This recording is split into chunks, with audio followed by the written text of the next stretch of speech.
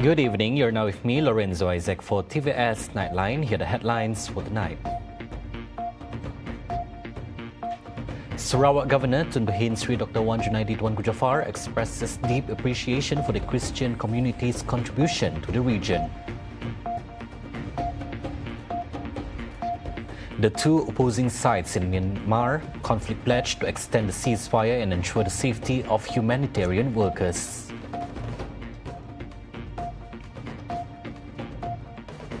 And in world news, U.S. strikes on a Yemeni fuel port killed at least 58 people in one of the deadliest attacks against the Houthis.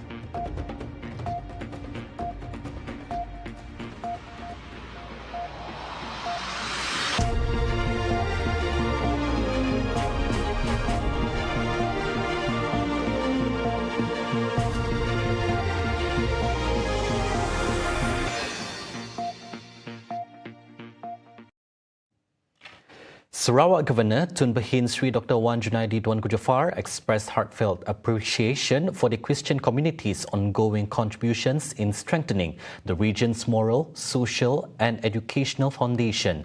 In a statement posted on Astana Negeri Sarawak's official Facebook page in conjunction with Good Friday and Easter, Tun Wan Junaidi highlighted Sarawak's religious and cultural diversity as a unifying strength and something to be celebrated. Reflecting on the significance of Easter, Tun Wan Junaidi conveyed his solidarity and respect for the spiritual meaning the occasion holds for Christian. He emphasized that universal values such as love, sacrifice and hope are common threads that unite all faiths. He also acknowledged the beauty and deep spiritual significance of Easter, describing it as a moment of profound reflection on the sacrifice of Prophet Isa, Jesus and his resurrection, a celebration that carries an eternal message of love, forgiveness, renewal and hope. Concluding his message, Tun Wan Junaidi, together with his wife, Toh Puan Datuk Patinggi Fauziah Muhammad Sanusi, extended warm greetings to all Christians in Sarawak, wishing them a meaningful Good Friday and Easter filled with peace, joy and spiritual renewal. ASEAN's rapid economic growth must be accompanied by a stronger commitment to developing its healthcare sector. With a population of over 600 million, the region continues to record impressive economic gains, but these advancements bring new challenges, particularly in the area of public health. As such, Sarawak Deputy Premier Dr. Amar Dr. Sim Kui Hian emphasized that many ASEAN nations are still struggling to channel adequate resources into healthcare, as priority is often given to infrastructure and education.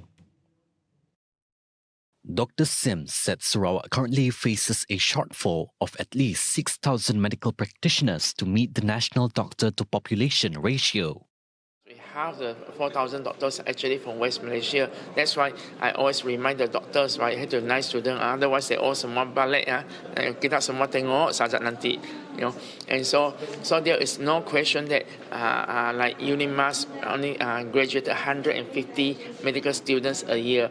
And if we said we are short of 2,000, right, that means more than 10 years old. He also pointed out that institutions such as Monash University Malaysia and the University of Newcastle Malaysia graduate around 150 medical students annually, yet most opt to practice in countries like Australia and the United Kingdom. If we pay them 30,000 a month instead of 3,000, maybe we have a better chance, you know. But 30,000 is nothing compared in Australia, you know. But that's why we keep on saying that for Sarawak, we ask the Ministry of Health, we ask Kementerian Kesihatan to let us take over delegate the power of the health to us so that we have autonomy, so at least we can employ our own doctors, because otherwise under Ministry of Health employee, they take for Sarawak, but when they got the job, they said we want to stay in Kuala Lumpur, don't want to come over. Dr. Sim also called on Sarawakians practicing medicine abroad to return and serve their homeland, either full-time or part-time, to help strengthen the region's healthcare system. Efforts to locate 46-year-old Willis Luing, who was swept away by strong currents while attempting to cross Sungai Sengayan in Long Jekitan, Baram on Sunday night, remain unsuccessful. A spokesperson for the Sarawak Fire and Rescue Department JBPM said in a statement that the third day of the search operation was hampered by several obstacles, including a rocky riverbed, hazardous rapids and heavy rain, which caused water levels to rise. According to JBPM, the search operation began at 9:30 a.m., utilizing surface search methods along the river route spanning from the mouth of Sungai Sengayan downstream to Sungai Silat and Batang Baram, covering a distance of approximately 21 kilometers. The victim, a staff member at Jekitan National School, was in four-wheel drive with his wife, Litun Ajib, their 9-year-old daughter Valerie Menti, and the driver at the time of the incident. The vehicle was swept away by strong currents while attempting to cross the river. Litun and the driver managed to escape to safety. However, Valerie was found drowned approximately 2 kilometers from the scene of the incident by local villagers on Monday. The child's body was brought to the family home in Long Tikan before being laid to rest on Wednesday. University Malaysia Sarawak Unimas made history by becoming the first university in Malaysia to implement the Google Certified Educator Training Program under the Google for Education initiative. In a statement, Unimas described the move as a prestigious effort that strengthens strategic ties between Unimas and Google in advancing digital education.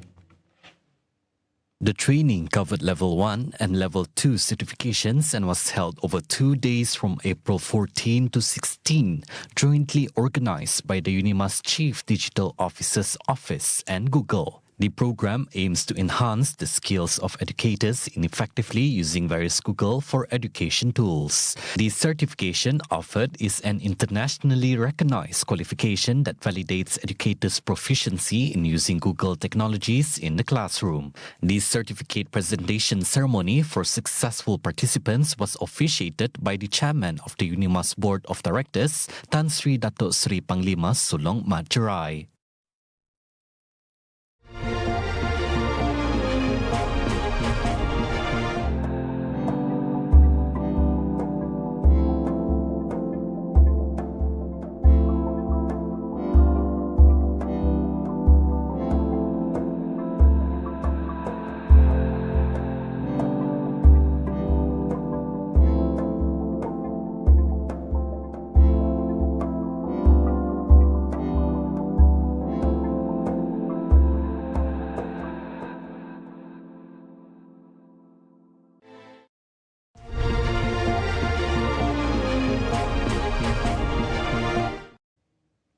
Welcome back.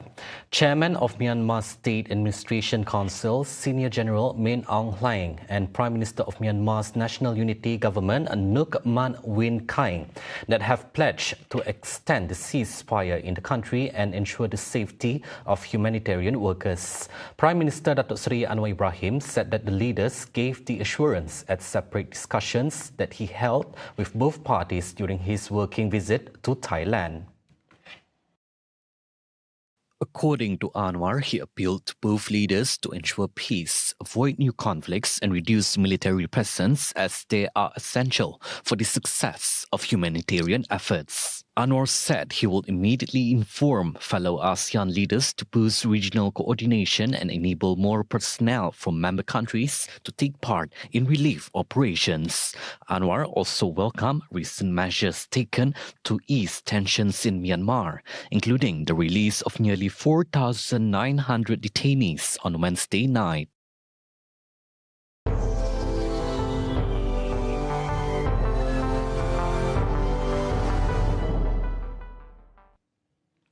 On to world news. U.S. strikes on a Yemeni fuel port killed at least 58 people in one of the deadliest attacks of Washington's renewed campaign against the Iran-backed group.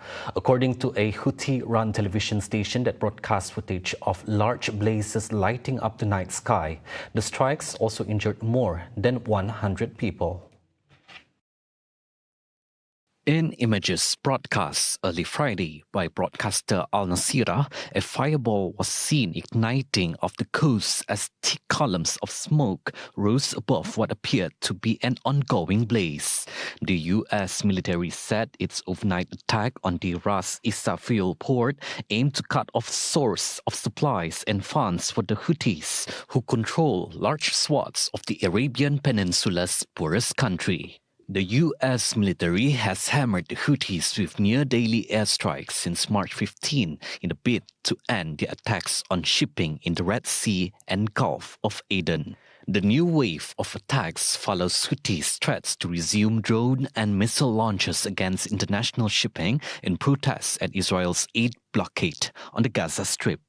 Israel cut off all supplies to Gaza at the beginning of March and resumed its offensive in the Palestinian territory on March 18, leaving a 2-month ceasefire in tatters. Claiming solidarity with Palestinians, the Houthi rebels began attacking the key maritime routes and Israel after the Gaza war began in October 2023. A unique hotel in Sri Lanka is turning heads, not for its location or luxury, but for the fact that it is operated by women. From management to maintenance, Hotel Ambalyalu is breaking gender norms in the country's male-dominated hospitality sector. Its manager, Jiwanti Adhikari, revealed that most of the hotel staff are single mothers or women with children, and working there allows them to pursue their goals freely. We already have single mothers and mothers who are having about 2 or 3 kids, and they have passed that time and joined, and now they are having continuing with their career. They have been used to work around male colleagues, so that automatically they will wait for someone else to do, because that is how they have trained their system maybe. She said the transition was challenging at first, as many women were used to working with men and expected them to handle certain tasks. Meanwhile, owner Wickramasinghe said skeptics initially mocked the idea, claiming that women would just start gossiping. But customer feedback has been positive, with tourists saying they felt more empowered during their stay. But unfortunately, Sri Lanka in the hotels, there's gender equality, there's nothing like that. Less than 10% work in hotel industry, especially in the villages like this. Villagers, ladies, they think that they have to do something, Even men's society, they always think work in a hotel, those days we thought only one reception, nice girl in the reception and housekeeper to clean. So I want to go a bit further. As such, he credits his mother, a single parent of 8, for showing him the power and strength women hold. The hotel has been praised by industry leaders, including the president of the Association of Tour Operators, who called it an excellent initiative that should inspire more women to join the sector. Women's rights activist Nimalka Fernando said the initiative is path-breaking and could help shift a culture that often treats female labor as exploitable. The hotel, located on the shores of Lake Kandalama in central Sri Lanka, opened in January and currently employs an all-female staff, a first of its kind in the country. Those were the updates on TVS Nightline. I'm Lorenzo Isaac. Thank you for watching and have a good night.